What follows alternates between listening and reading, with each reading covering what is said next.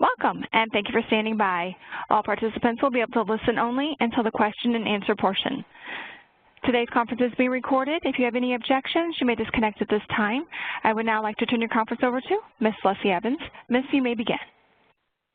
Good afternoon, and welcome to the fourth and last Money Smart Forward Small Business Town Hall meeting of 2018. And thank you, operator. So my name is Leslie Evans. I am the Community Affairs Chief at the Division of Depository and Consumer Protection at the Federal Deposit Insurance Corporation. So I'm responsible for leading the great team of community affairs managers and staff in headquarters here in Washington, D.C. and the field, where we educate, collaborate, and connect stakeholders, which includes you, financial institutions, and community organizations that work on economic inclusion, to a host of resources and tools, events, and activities. So usually on our Money Smart for Small Business Town Hall webinars, we are venues to highlight organizations using MSSB, and I'm going to use the acronym MSSB now, and product development. However, today, based upon a request that we've gotten from the audience, and that's you all, we are highlighting SBA and FDIC programs and efforts to support organizations interested in knowing about and using and supporting small business using MSSB. So, as you all know, MSSB is a product co-branded by the U.S. Small Business Administration and FDIC. And SBA always joins us in these town hall events. Today, we have Vicki Mont. She's Director of SBA's Office of Entrepreneur Education here in Washington, D.C. Vicki will welcome you and provide an overview of SBA's approach to promoting MSSB within their network. However, before Vicki starts, I want to introduce you to Debbie Hodis, who is here in Community Affairs on detail for several months. So Paola Diaz is still here, but is unavailable for this webinar. So Debbie will be here to provide a few reminders for us and to help us through this wonderful webinar this afternoon. So following SBA's presentation, I will come back, and Community Affairs will provide a brief overview. So we'll take questions after SBA's presentation, and then I'll come back on and we'll do a presentation on FDIC. So each speaker will briefly introduce themselves. So here's Debbie. Welcome and hello, everyone. I'm Debbie Hodis, and I am supporting the Community Affairs on their small business efforts. You'll hear my voice from time to time as I cue speakers, but before our guests join us, I would like to go over three items. It'll be a disclaimer, a tutorial, and a reminder. So we'll go ahead and start with the disclaimer, which says, as you can see, reference to any specific organization does not constitute an endorsement, a recommendation, or a favoring by the FDIC or the United States government. Next, we will go ahead and I have this slide here. I will kind of run over it for you to see how to participate in this webinar in case you have any questions. We're going to ask that you use the chat and the question and answer functions. So I'm going to go ahead and describe some different areas up toward the top, and throughout this you'll see little numbers. On your screen, which is this slide number 5, you'll have a model. This is a model of our webinar platform. On the left side, you can see the slides, and on the right side, you can see the various functions. The chat feature is marked with the number 1, which is up on the left. You may ask questions to the panelists as they come to mind or during the designated times with the Q&A feature, which is at number 2 on your screen. When using the chat or Q&A functions, please be sure to hit the send, which is shown at number 4 there. If you lose the slides, you can look for a green and blue circle icon, which we show have numbered 5 in your taskbar, or reopen the webinar link. So you have two options there. If you have any technical difficulties joining the webinar platform, please contact Jo Gustafson. Her email can be found on slide number 2. Slides were emailed to all registrants prior to the event. If you did not receive the email, simply now go to the event website and go to the tab called Event Presentation to download the slides. We will be referencing slide numbers from time to time, so that would be helpful. Next, I'm going to go over a few reminders on this next slide. So one thing we'd like to remind you to do is to please join the Money Smart for Small Business Alliance. You can find recordings of prior MSSB Town Hall webinars and more Money Smart events at fdic.gov/moneysmart. Our website was redesigned, so check it out and let us know what you think. Hopefully things are easier to find now. One tip I'd like to pass on is that for ease of use, we'd like to note that as you land on the Money Smart page, you should look for the word Teach, which you can click in order to find Money Smart for small business information. That'll make it a lot easier for you to navigate.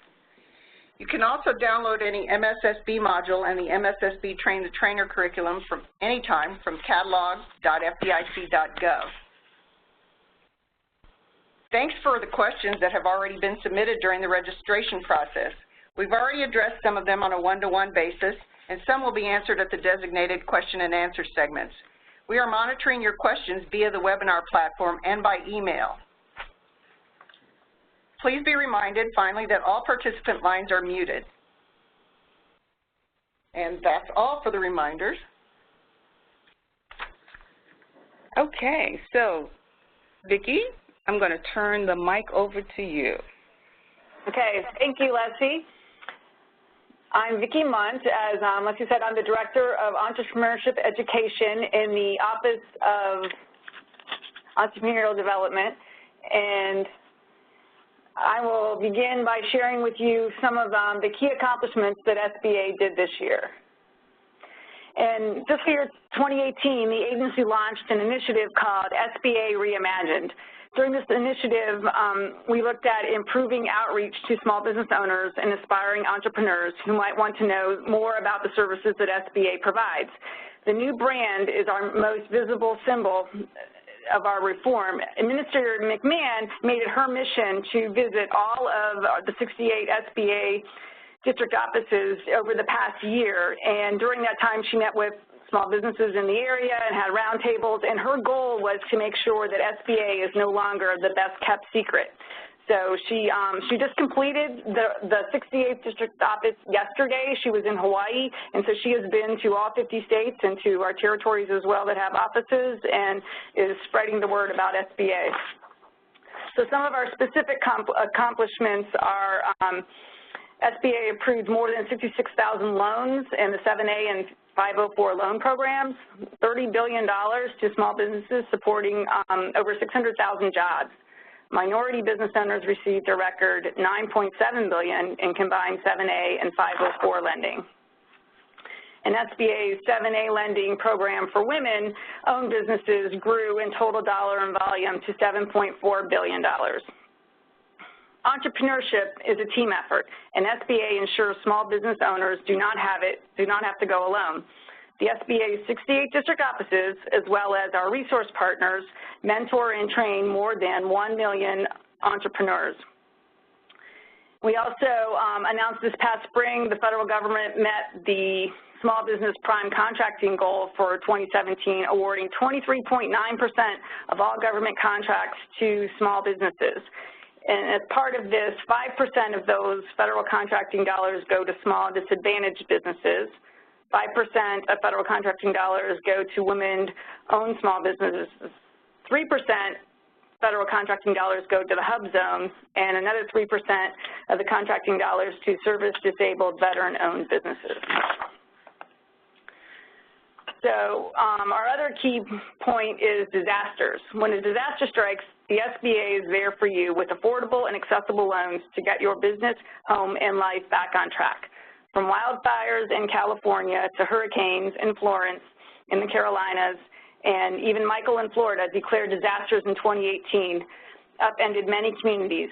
Many parts of the country continued to recover from unprecedented damage of hurricanes Harvey, Irma, and Maria during the previous year.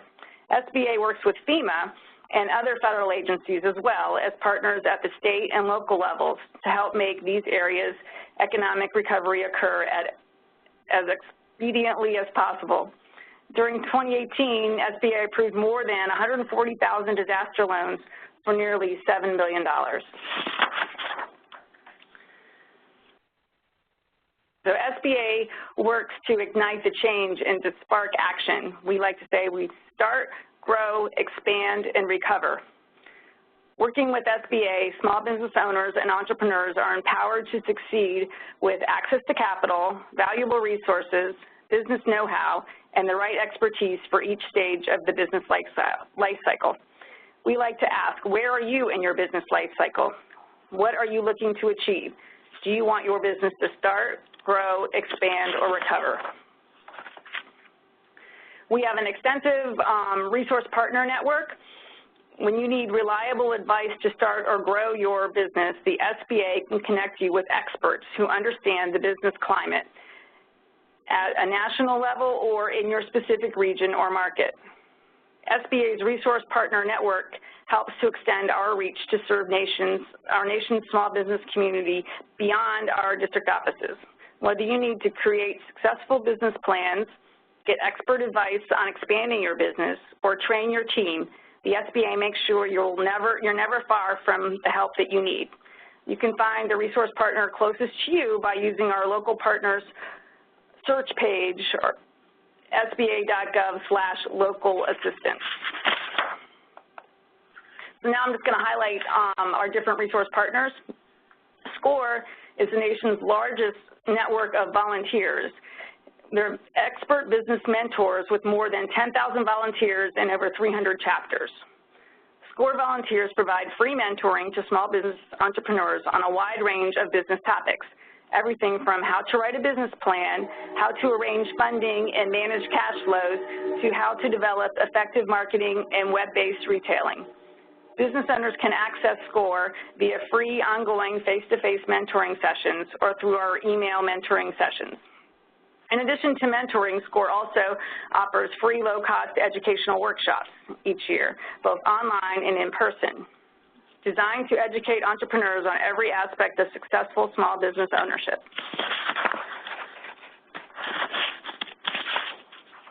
Another resource partner is our Small Business Development Centers. There are 63 lead small business development centers. We have one in every state. Texas has 4, California has 6, and then we have 5 in the territories of District Columbia, Guam, Puerto Rico, American Samoa, and the U.S. Virgin Islands, with a network of more than 900 service locations.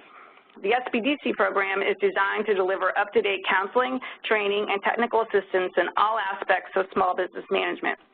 SBDC services include, but are not limited to, assisting small businesses with financial, marketing, production, organization, engineering, and technical problems, and feasibility studies.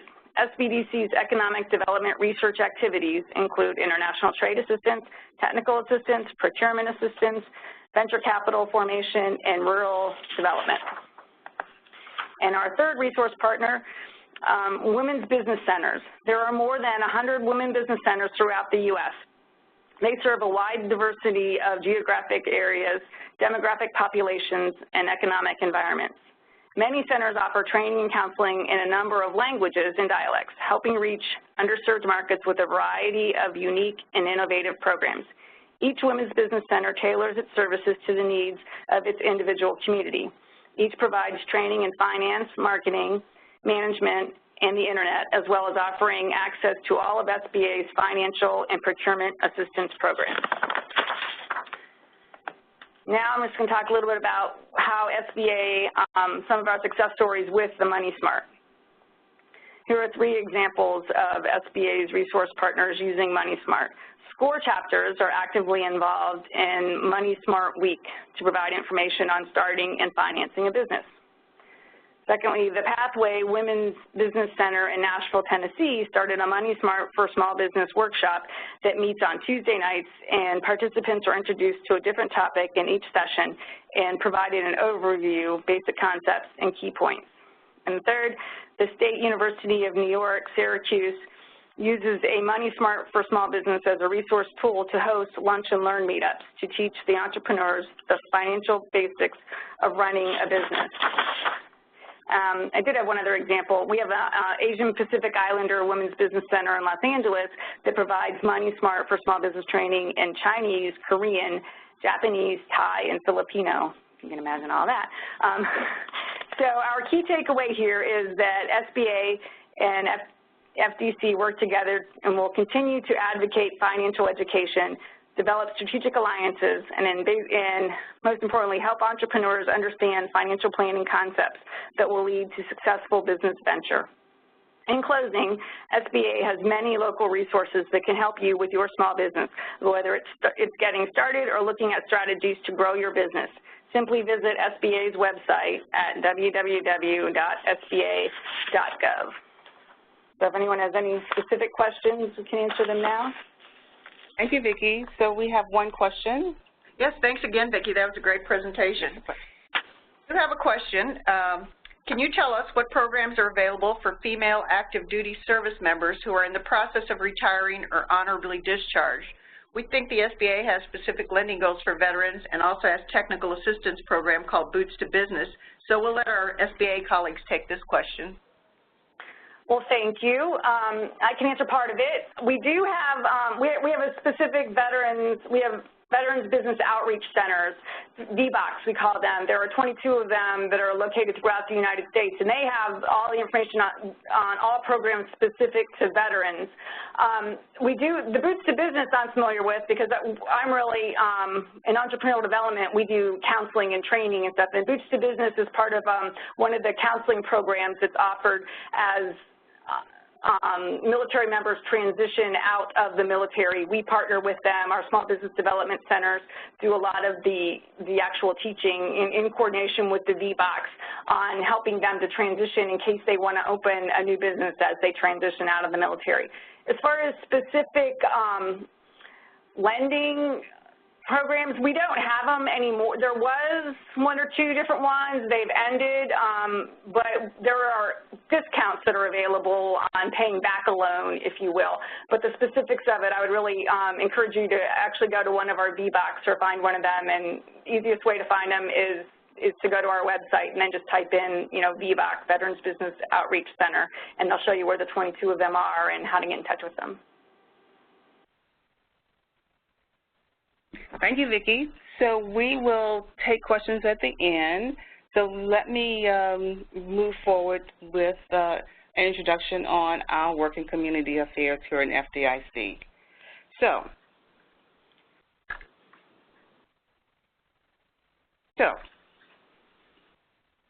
a little bit about FDIC community affairs. So we work throughout the country. And today we have 3 of our wonderful FDIC Community Affairs specialists that will provide a sampling of our work around the country. So we have community affairs staff located in our 6 regional offices, 2 area offices in Memphis and Boston, and many, many field offices around the country. There is at least 1 specialist assigned to every state and territory. And in some instances, we have 2 or 3 people per state. So let me tell you a little bit about FDIC's Community Affairs program. So we support the FDIC's mission of promoting stability and public confidence in the nation's financial system. We assist financial institutions to develop strategies that are responsive to the credit, service, and investment needs of our communities. And we help connect financial institutions to the communities they serve through various initiatives to move the unbanked and underbanked consumers and small business owners into the mainstream banking relationships. So financial education is the foundation of all the work we do. We help to promote the widespread availability and effective use of safe and affordable and sustainable products and services from insured depository institutions that help people achieve financial resilience and build wealth. We also seek to strengthen access to financial services for small businesses by looking for collaborative opportunities between insured financial institutions technical assistance providers, and the FDIC. So, without further ado, I want to introduce the 3 community affairs specialists who will share their resources, their opportunities, and you'll just get a sampling of what you will get from across the country. So the 3 people presenting today, first we'll hear from April Atkins, second will be Erwin Reeves, and third will be Carol Maria. And they're all from 3 different parts of the country. So April, I'm going to turn it over to you. Thank you. Thank you, Leslie. Good afternoon, everyone. I'm April Atkins, a Community Affairs Specialist with the FDIC. My market assignment is North and Central Florida, which includes the Capital, as well as Space Coast, Orlando, Tampa, and rural markets in between. Prior to joining the FDIC, I worked for local governments and nonprofits in the community and economic development space. So since the launch of Money Smart for Small Business, I've had the pleasure of working with banks, local governments, as well as small businesses and economic development support organizations in connecting small businesses to this amazing resource. I would like to point out a few examples of how I've provided technical assistance to organizations such as yours. First, a couple of years ago, Paula Diaz and I presented Money Smart for Small Business at America's SBDC's National Conference. After our presentation, I connected with an SBDC in Florida that expressed their desire to provide Money Smart for Small Business in their market. The SBDC shared that they had a number of challenges in providing technical assistance in their rural footprint. Their challenges included petitioning volunteers to teach the materials, as their staffing was limited, as well as marketing the classes to small businesses and entrepreneurs in their area. In my community affairs role, I worked with the SBDC to arrange an information and interest meeting. We invited local banks, credit unions, and economic development organizations, and we had several attend the meeting. At this time, I provided an overview of MSSB and discussed best practices in delivering the material. Then, the SBDC discussed their plan for providing the classes to small businesses and solicited the audience's interest in teaching the content as a partner of the SBDC. Next, we scheduled a MSSB Train the Trainer session for the volunteers. In the training, each module was discussed and a brief overview of other Money Smart materials was provided to assist instructors with additional resources in the event that they had consumer-related questions from small business owners. After the training session, and led by the SBDC, we created a course outline based on the rural market's needs. After over a year of planning, the SBDC was able to launch their Money Smart for Small Business training series with plans to provide a graduation ceremony for participants. The second example I would like to mention is with a local government and a bank. Shortly after Money Smart for Small Business was launched, the city expressed an interest in providing financial education to small businesses interested in and participating in contracting with the city. The city identified a large bank as a partner. The bank then became a member of the Money Smart for Small Business Alliance and was able to connect with Community Affairs to schedule a Train the Trainer session for their lenders and branch staff. After the Train the Trainer session, I provided the bank with assistance in developing a 9-month program to provide the material. The city advertised the schedule on their website for any interested small business owners to register and attend for free. Of note, the bank was also involved with a local financial stability campaign that is a member of the Money Smart Alliance and offers Money Smart for adults a few times a month in the community. Based on this existing partnership, the bank was able to align the Money Smart for Small Business classes with the Money Smart for Adults offerings that corresponded with consumer content covering credit reports, and budgeting.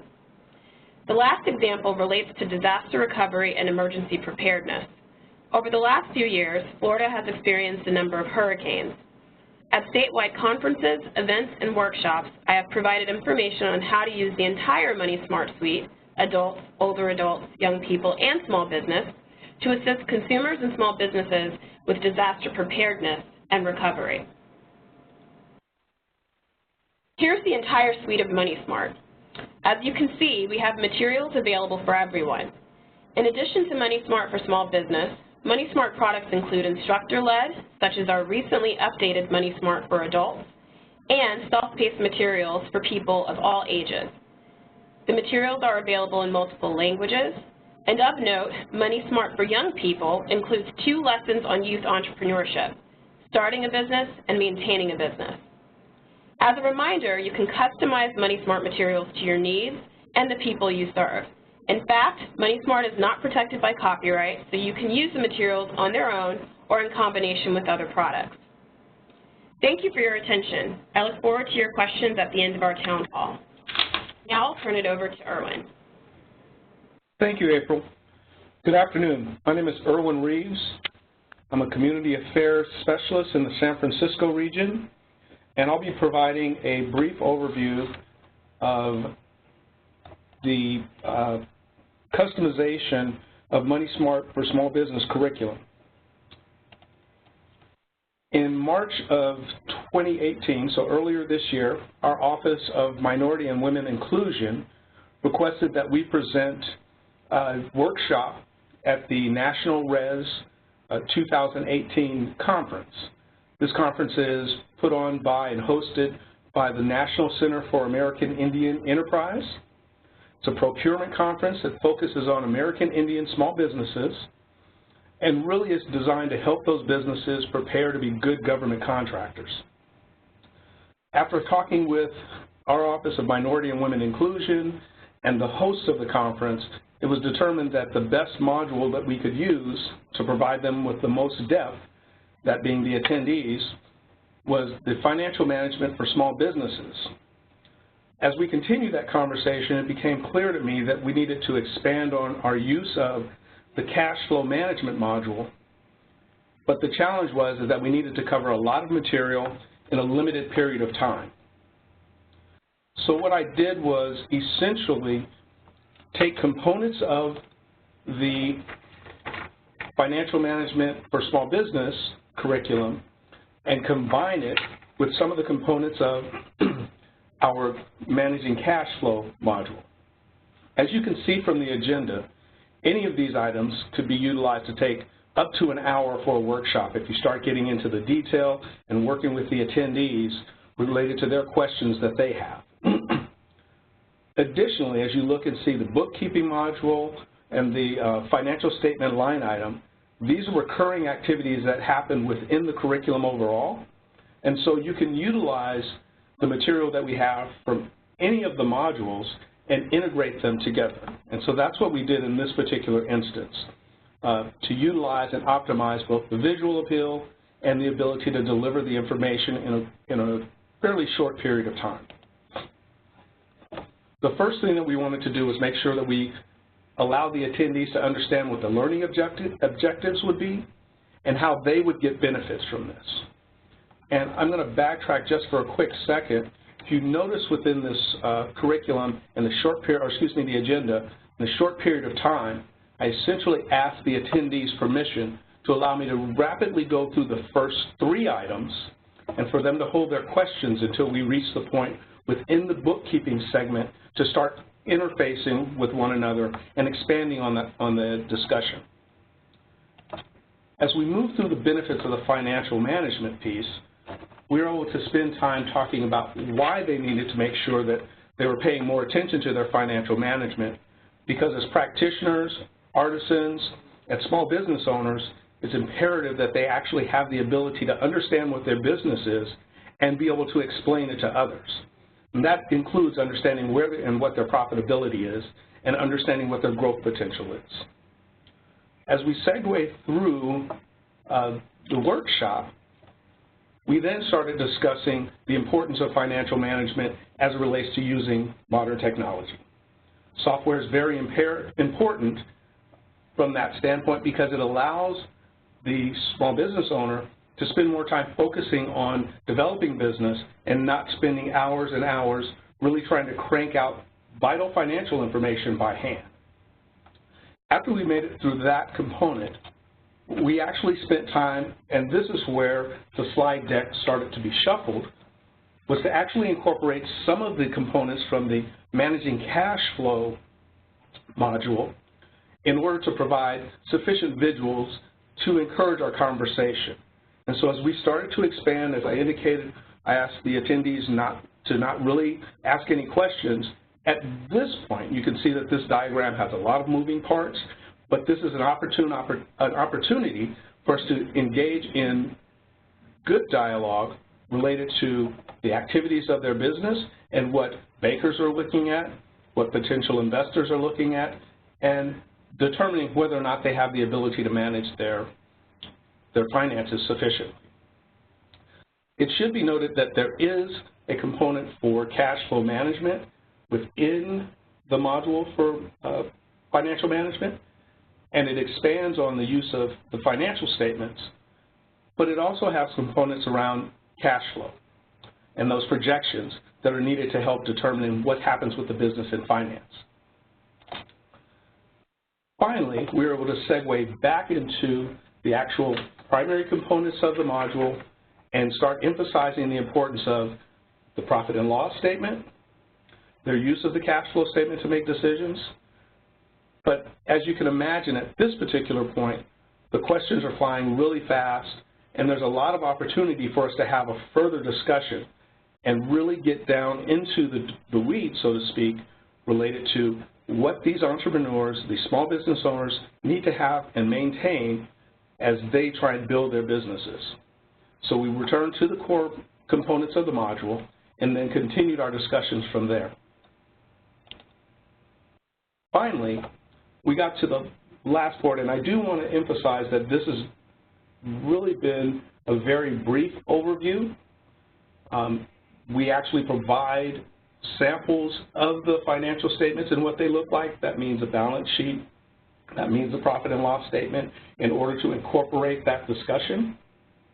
But as we go back to the key points to remember, all of these areas build upon one another within the curriculum overall. And so you can find similar discussions available from the record-keeping module, from the managing cash flow module, from looking at how to manage the financial statements. But you can basically build a workshop tailored to the audience that you have based on their needs and your desire to implement it into an existing program or as a part of a standalone program. So that's the overview that we have for customizing Money Smart for small business that we utilize here in the San Francisco region. Now I'd like to pass the ball to Carol Marie.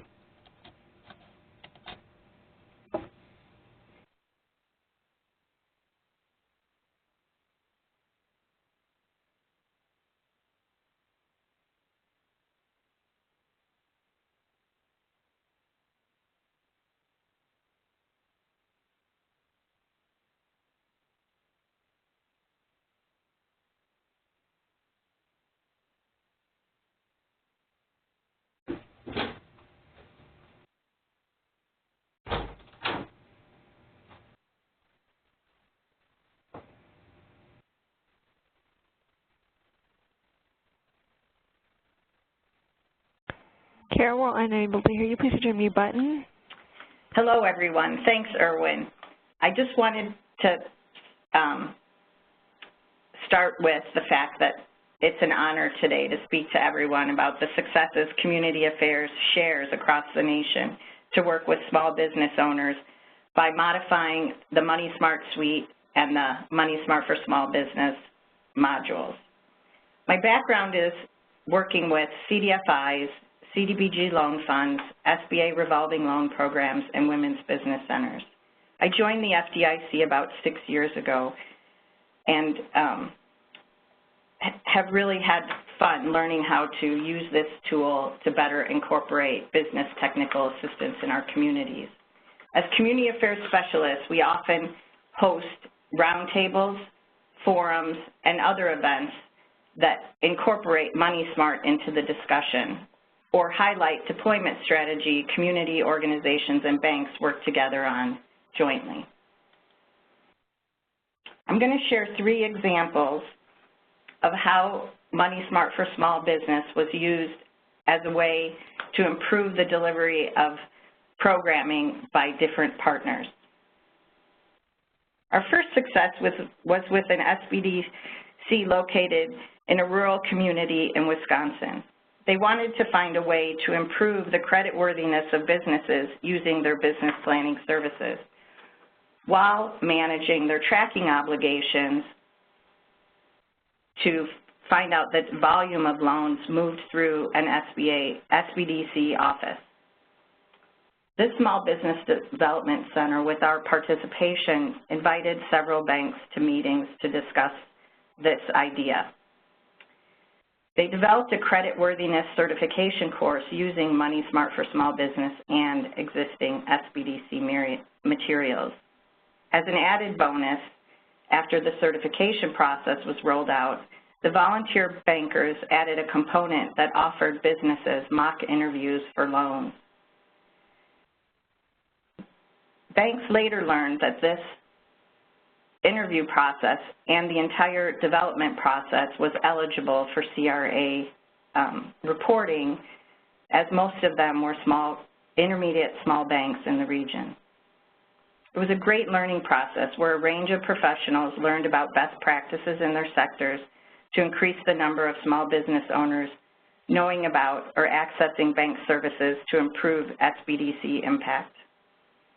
Our second success story hails out of a Wisconsin Extension Economic Development Initiative that served 5 rural counties. After we got the Extension leadership to believe that Money Smart materials were public domain and completely modifiable, we met with a range of professionals serving this rural region. Their goal was to increase access to information on code compliance and resources available in the community. This team independently combined extension materials, MSSB materials, and code compliance resources for professionals wanting to get out code compliance information on a uniform basis. It was a highly unique strategy addressing the technical assistance needs in a diverse community. And all of the participants reported better city and county government relationships and new relationships with businesses wanting to open, grow, or locate in those rural areas. My final story results from a long-standing relationship with community action programs. I had reached out to a women's business center that's sponsored by one of Wisconsin's larger community action programs that offers a microloan program. I asked the Women's Business Center director if she thought Money Smart for Small Business train-the-trainer workshops would be helpful, and she offered to incorporate it into one of the community action program's statewide efforts to build the professional skills of the business lenders within their system. We presented Money Smart Train the Trainer just for them, and it was an interesting all-day experience.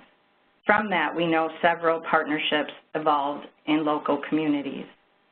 One of the more impactful was when this Women's Business Center ended up partnering with one of Wisconsin's largest banks to offer the cash flow module at various bank locations served by the Women's Business Center. I'm proud of all the work of my peers at the FDIC and within my professional network. If you have any questions, you can always give me a call. And now I'll pass this off to Debbie.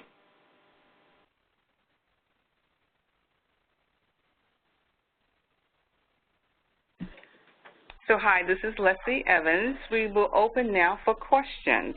I want to thank Vicki Mont from SBA, as well as the team from FDIC Community Affairs. So participants can submit questions now to both SBA and the Community Affairs. We have one question that we'll start with. I'm going to turn it over to Debbie to ask the question. Okay, here it is. What are some strategies local governments can deploy to create partnerships in providing MSSB? Hello, this is April Atkins. I'm happy to respond to this call and lean on my colleagues to add some more content. I think local governments can look at their planning functions within economic development as well as the community development programs and their long-range plan as it relates to economic development and small business. From this framework and through partnerships that are established with local nonprofits that often receive funding through those local governments, they can begin to facilitate discussions on how best to provide services to small businesses. As an example, in Florida, we have a number of redevelopment agencies that are responsible for tax increment financing. In this space, they're able to work with the other local government departments as well as local community development financial institutions to be able to provide Money Smart for small business as well as technical assistance and lending programs to facilitate growth in a redevelopment environment. This is Erwin Reeves, and I agree with everything that April said. In Northern California, there are several cities that have local sourcing for contractors, and so municipalities, in order to prepare these small businesses to get accepted as contractors, can utilize Money Smart for Small Business to make sure that they have the infrastructure in place to meet the reporting requirements of not just the contractor, general contractor that they would be working with, but also the requirements for the city so that they can continue to update not only their business acumen, but also their business savvy related to their ability to get that information out on time and accurate. That's all my comments. So, Vicki, you want to talk about the opportunities at the local level with SCORE and SBDCs? Yes, this is Nathaniel. Vicki had to step out, but in terms of partnerships with our resource partners, they tend to do various outreach events, not only with organizations like local governments or state government, but also partnerships with minority organizations, women organizations, in order to spread the word with Money Smart. But one of the other things that I wanted to point out too, in terms of another strategy for local governments is maybe partner with the community colleges or one of the universities in the area, because they, through their business schools, it gives the opportunity to work with some of the students there, but also the professors. You can kind of bridge that relationship and have the professors teach some of the Money Smart courses as well, or modules. So there's opportunities there within, you know, the what I would call the schools and the universities and the community colleges as well.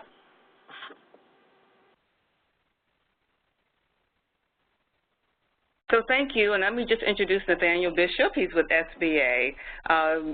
Those of you that have been on previous town hall webinars probably remember Nathaniel. Thank you, Nathaniel. So we have one more question. We have another question that came in. It is, what is the best source or agency, et cetera, to recruit small business startups participants for an MSSB workshop?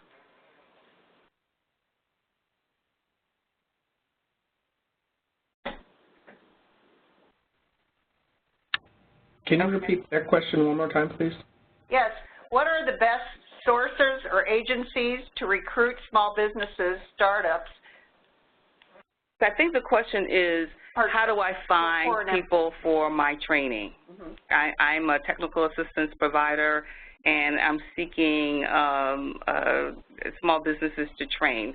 What are the best avenues to facilitate the use of the training? Now that I have it and I'm ready to train people, how can I find the small businesses to train? Erwin, did you want to take that? Go ahead. So this is Carol Maria. We've had a couple different trainers in Milwaukee that have used some unique strategies.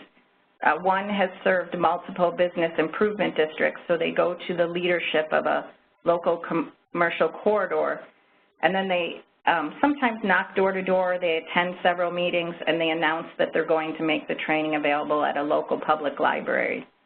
The local public library also has a business services division, and they promote it to people who come into the training rooms that they have available that offer online services for researching different things for small business owners. So these two women have taken a really unique approach to getting down at the very community level, if that might be helpful. To add to that, you might also want to try working with the local Chamber of Commerce and figure out and build a relationship with them. If you're in an area that's highly metropolitan, there may be a number of chambers of commerce that you can work with, and they'll have a list of their new members that are startups that might be potential candidates for your workshops. And this is April. I'll add that your existing bank partners can also provide some assistance in this space. As an example, with the rural SBDC that I mentioned earlier in my remarks, the participants, the credit unions and the banks alike that offered small business lending products, they were able to market to their existing clients as well as entrepreneurs that had approached them for loans that these training opportunities were available.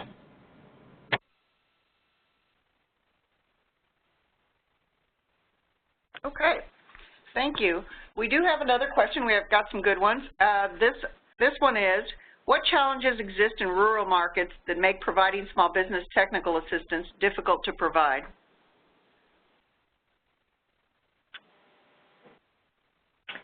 This is Carol Maria, and most of my partners have been in rural markets, and it's really the distance and time issue.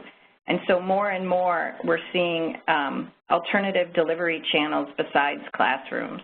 So they're making webinars available to people at evening hours, and then they'll promise follow-up meetings to discuss particular things that were discussed during the webinar. So they do it as a two-prong approach. And I'm just seeing more innovation with technology and the delivery of technical assistance. And this is Nathaniel, and I just add on to what Carol was saying. She's absolutely right about technology in some of the rural areas. I know that some folks, depending on if you want to be creative and have Google Hangouts or Skype meetings as well, there's another outlet to get the training across and present some of this information. Like Carol said, webinars are great. I know one point working with another organization, they would do what was called tele-town halls, and they would actually set up conference calls and give out information as well. So there's various ways to kind of get to that, get to the rural community with technology. Okay, thank you. That's great. We have one final question. What are a couple of the benefits of bank and community organization partnerships?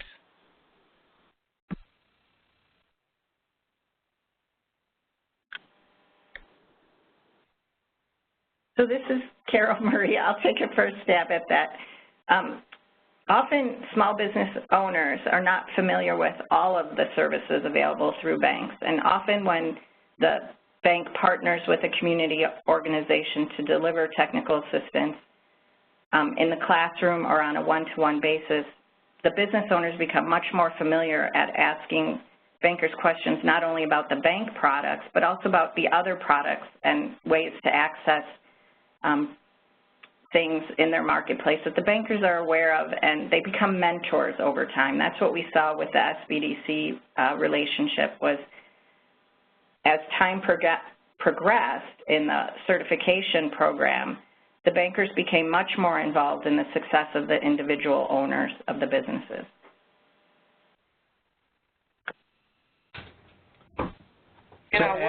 To that, having bankers available to provide or to help facilitate some of the workshops, especially when you start talking about the utilization of the type of accounts that should be in place or preparing for credit applications. Those are great opportunities for the small business owners to hear from the source, very much in the way that Carol just described, because that scenario changes. Instead of the small business owner being intimidated by walking in the bank, the banker has now come, so to speak, onto their territory, and so it's been neutralized a little bit more. And as they become more comfortable and confident, that can translate into higher success levels. So the banker can help obtain deposits, even if that small business is not ready for credit yet. They can start building and working on that relationship in the similar fashion that Carol spoke about. And we think that's key, the relationship that the banker has with a small business. And it starts oftentimes with that conversation and a training session. So I think that we're done with questions, but feel free to send other questions to us. We will respond. So I'm going to turn it back over. Thank you, team. Thank you, Nathaniel at SBA. Thank you, April, Urban, and Carol Maria. I appreciate it. And I'm going to turn it back over to Debbie. Okay, yes, thank you very much. These were really useful, and I hope everybody will find it that's a great assistance to their work with the MSSB. I have another a bit of news I'll relay to you on the next slide. And one is a tip that I mentioned a little bit earlier on about how to access. When landing on the FDIC Money Smart page that you see here, you should be sure to go over to where the arrow is, where we have an arrow here that points to the Teach icon on this slide. So you will find then, after you go ahead and go to that Teach link, you will find a subheading, Money Smart for Small Business, where you will find everything you need to know about Money Smart for Small Business. MSSB consists of 13 modules on topics about starting or managing businesses available in English and Spanish. And also, the FDIC and the SBA make an effort to update the curricula on an ongoing basis, so be sure to come back and take a look. Since 2017, we've also been working on updating the MSSB credit and banking modules, which have already been field tested to ensure that they are responsive to the needs of intermediaries teaching MSSB classes and their clients. We received very positive feedback on our pilot modules in spring 2018 and are working to finalize adjustments and relaunch both modules in Q1 of 2019. Finally, please subscribe to Money Smart News or join the Money Smart Alliance for small businesses to be the first to know about these product developments. I want to thank you and let you know that the recording for this presentation should be available within 2 to 4 weeks. We will email you a link as soon as it is available. Please contact MSSB's National Point of Contact, Paula Diaz, to share your experience or any other questions related to MSSB. Her contact information is provided in this slide. Leslie? So, thank you very much. Again, thank you, Vicki Mott and Nathaniel Bishop at SBA, and thank the team from Community Affairs, April Atkins, Erwin Reeves, and Carol Maria. And Debbie, thank you, Debbie. She's done a terrific job.